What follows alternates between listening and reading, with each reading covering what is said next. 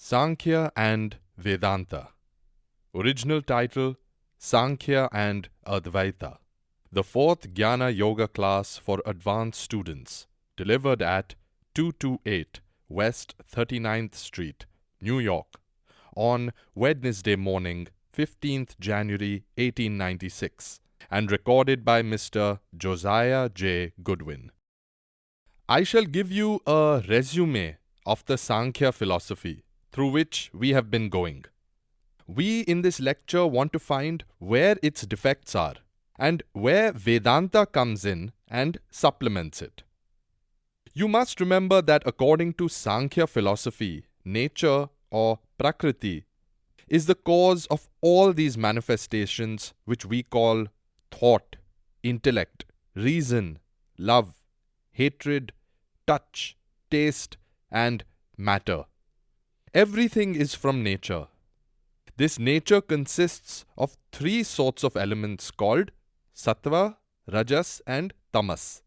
These are not qualities but elements, the materials out of which the whole universe is evolved.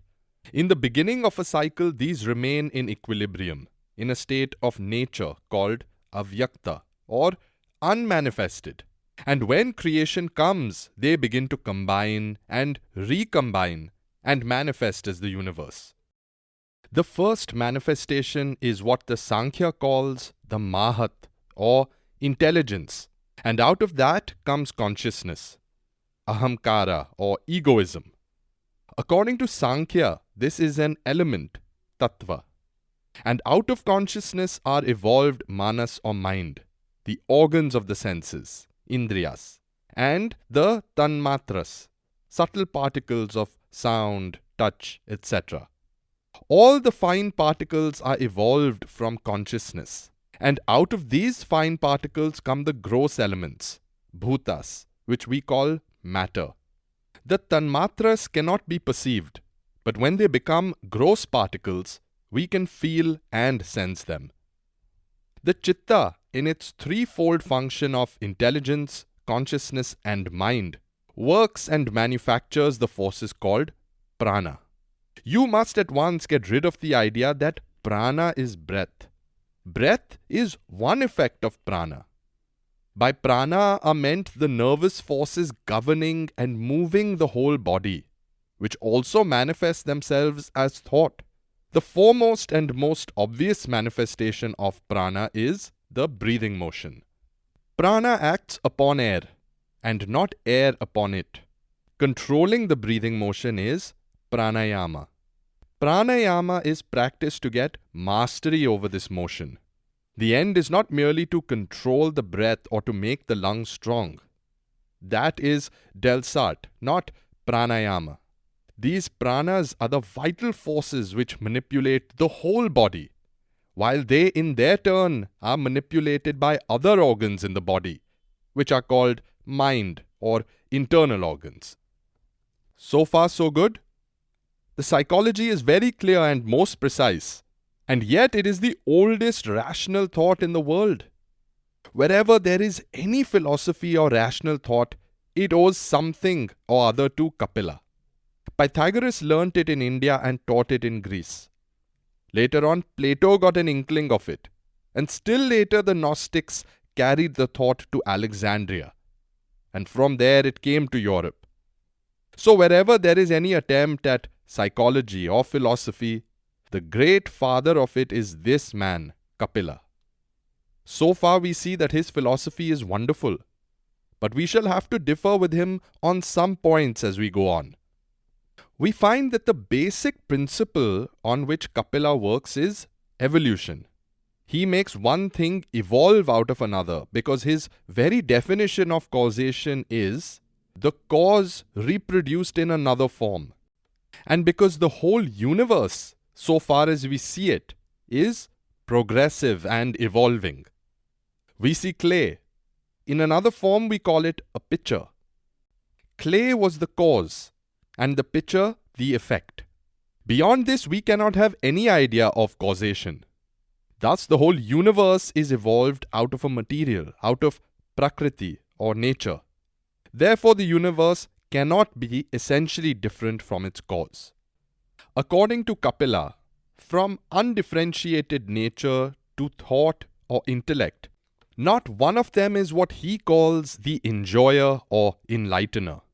Just as is a lump of clay, so is a lump of mind. By itself the mind has no light, but we see it reasons. Therefore, there must be someone behind it, whose light is percolating through Mahat and consciousness and subsequent modifications. And this is what Kapila calls the Purusha, the self of the Vedantins. According to Kapila, the Purusha is a simple entity, not a compound. He is immaterial, the only one who is immaterial, and all these various manifestations are material. I see a blackboard. First, the external instruments will bring that sensation to the nerve center, to the Indriya, according to Kapila. From the nerve center, it will go to the mind and make an impression. The mind will present it to the buddhi, but the buddhi cannot act. The action comes, as it were, from the Purusha behind. These, so to speak, are all his servants, bringing the sensations to him, and he, as it were, gives the orders, reacts, is the enjoyer, the perceiver, the real one, the king on his throne, the self of man, who is immaterial. Because he is immaterial, it necessarily follows that he must be infinite. He cannot have any limitation whatever. Each one of the Purushas is omnipresent. Each one of us is omnipresent. But we can act only through the Linga Sharira, the fine body.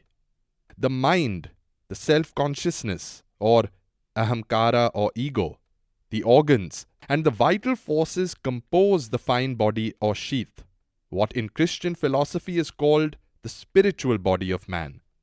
It is this body that gets salvation or punishment or heaven, that incarnates and reincarnates, because we see from the very beginning that the going and the coming of the Purusha or the soul are impossible. Motion means going or coming, and what goes or comes from one place to another cannot be omnipresent. Thus far we see from Kapila's psychology that the soul is infinite, and that the soul is the only thing which is not composed of nature. He is the only one that is outside of nature, but he has got bound by nature apparently. Nature is around him, and he has identified himself with it. He thinks, I am the Linga Sharira, I am the gross matter, the gross body, and as such he enjoys pleasure and pain. But they do not really belong to him. They belong to the Linga Sharira, or the fine body. The meditative state is called always the highest state by the yogin, when it is neither a passive nor an active state. In it, you approach nearest to the Purusha. The soul has neither pleasure nor pain. It is the witness of everything, the eternal witness of all work. But it takes no fruits from any work. As the sun is the cause of the sight in every eye, but is not itself affected by any defects in the eye, or as when a crystal has red or blue flowers placed before it, the crystal looks red or blue, and yet it is neither. So the soul is neither passive nor active. It is beyond both. The nearest way of expressing this state of the soul is that it is meditation. This is the Sankhya philosophy. Next, Sankhya says that the manifestation of nature is for the soul. All combinations are for some third person.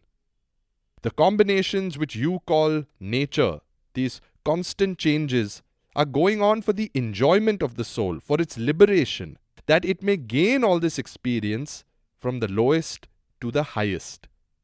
When it has gained it, the soul finds it was never in nature, that it was entirely separate, that it is indestructible, that it cannot go and come, that going to heaven and being born again were in nature and not in the soul.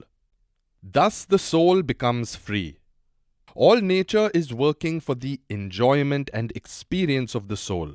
It is getting this experience in order to reach the goal, and that goal is freedom. But the souls are many according to the Sankhya philosophy. There is an infinite number of souls. The other conclusion of Kapila is that there is no God as the creator of the universe. Nature is quite sufficient by itself to account for everything. God is not necessary, says the Sankhya. For its part, Vedanta says that the soul is in its nature, existence absolute, knowledge absolute, bliss absolute. But these are not qualities of the soul. They are one, not three. The essence of the soul. And it agrees with the Sankhya in thinking that intelligence belongs to nature, inasmuch as it comes through nature. Vedanta also shows that what is called intelligence is a compound.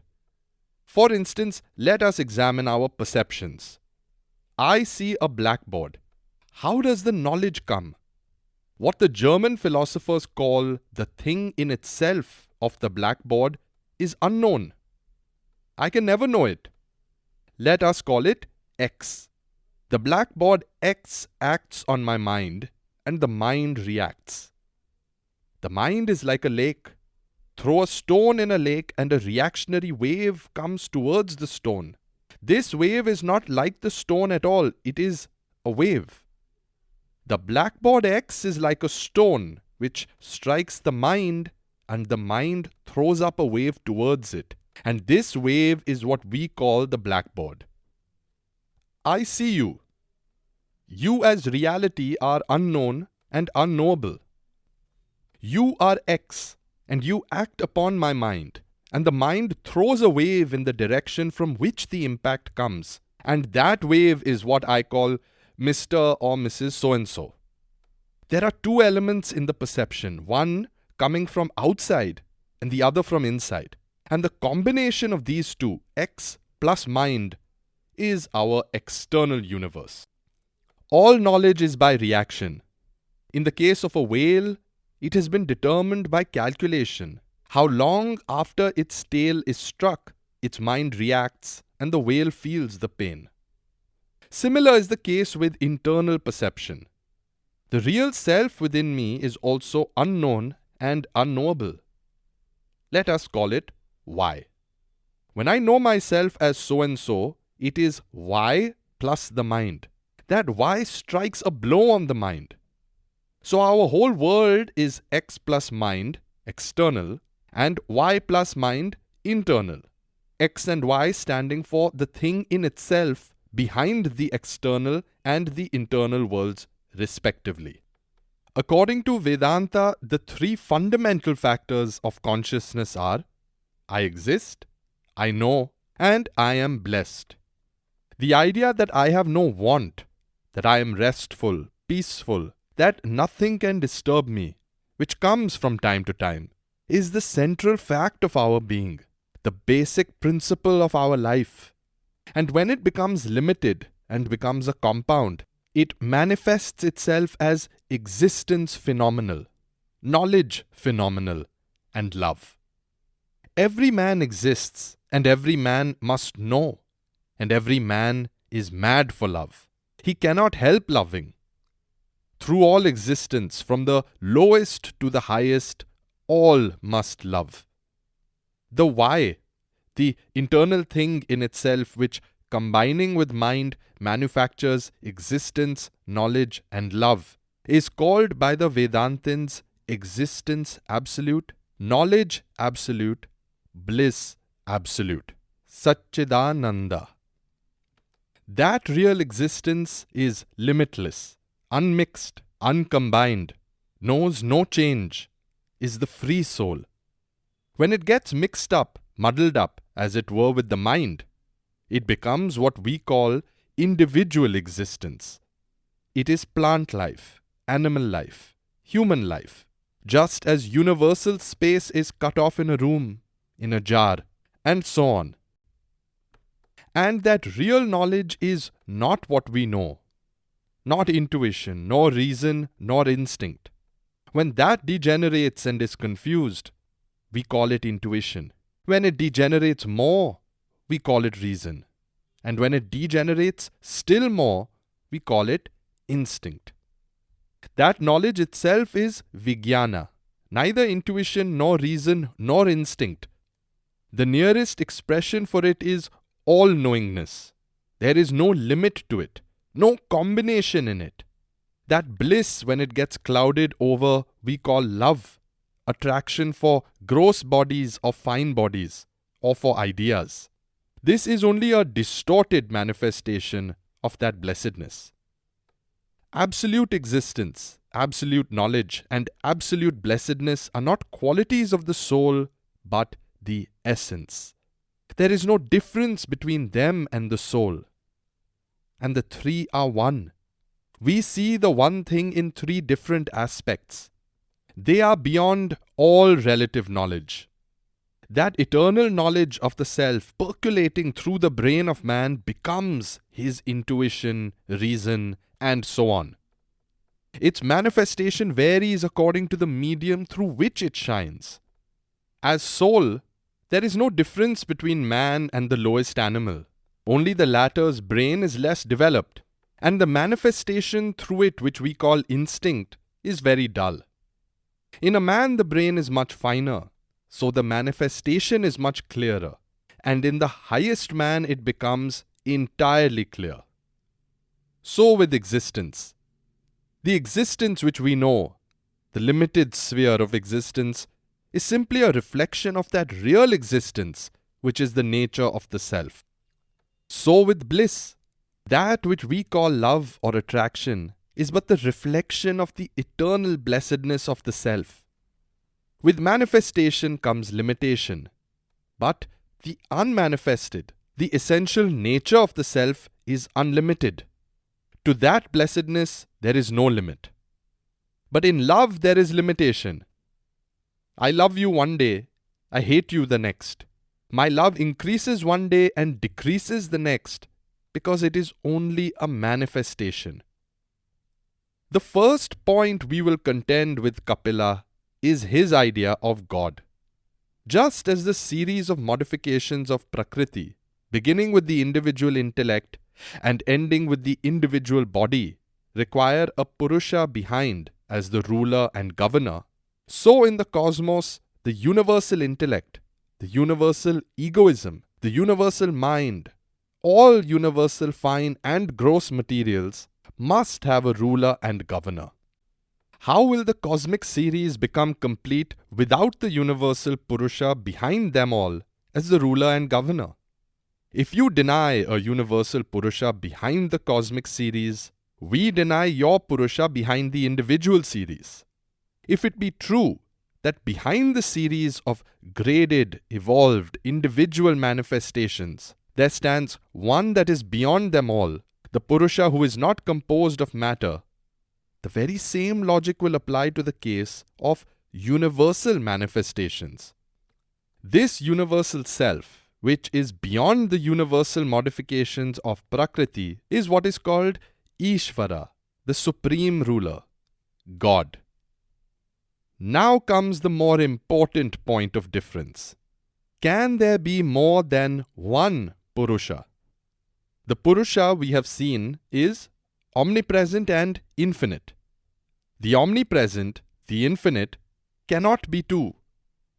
If there are two infinites A and B, the infinite A would limit the infinite B, because the infinite B is not the infinite A, and the infinite A is not the infinite B. Difference in identity means exclusion, and exclusion means limitation. Therefore, A and B, limiting each other, cease to be infinites. Hence, there can be but one infinite, and that is one Purusha. Now we will take up our X and Y and show they are one. We have shown how what we call the external world is X plus mind, and the internal world Y plus mind. X and Y are both quantities, unknown and unknowable. All difference is due to time, space, and causation.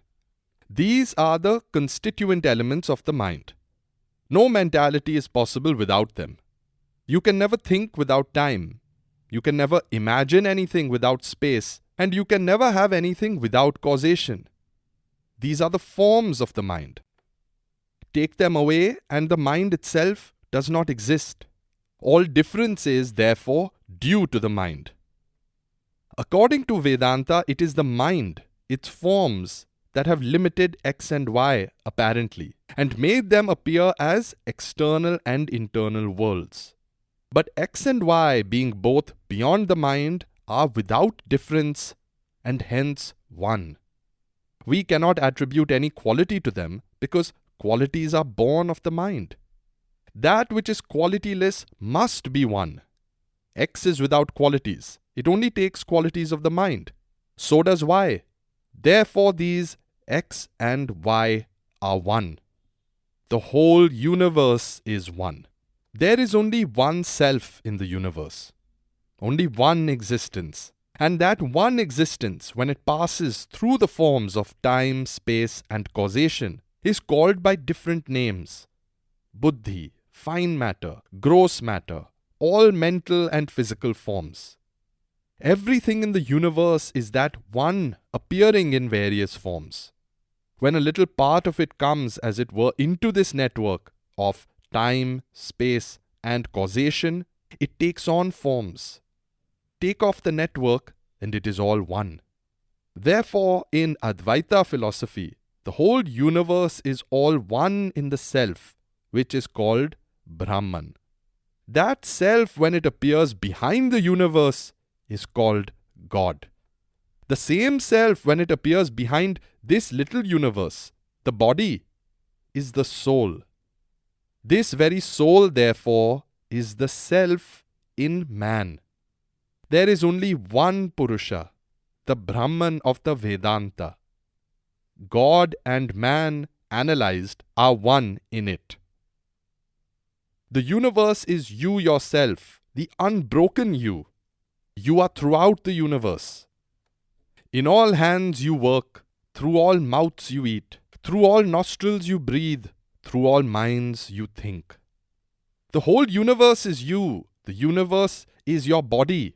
You are the universe, both formed and unformed. You are the soul of the universe and its body also. You are God. You are the angels. You are man. You are animals. You are the plants. You are the minerals. You are everything. The manifestation of everything is you. Whatever exists is you. You are the infinite. The infinite cannot be divided. It can have no parts, for each part would be infinite, and then the part would be identical with the whole, which is absurd. Therefore, the idea that you are Mr. So-and-so can never be true. It is a daydream. Know this and be free. This is the Advaita conclusion. I am neither the body nor the organs, nor am I the mind. I am existence, knowledge, and bliss absolute. I am He. This is true knowledge. All reason and intellect and everything else is ignorance. Where is knowledge for me? For I am knowledge itself. Where is life for me? For I am life itself. I am sure I live, for I am life, the one being, and nothing exists except through me and in me and as me. I am manifested through the elements, but I am the free one. Who seeks freedom? Nobody.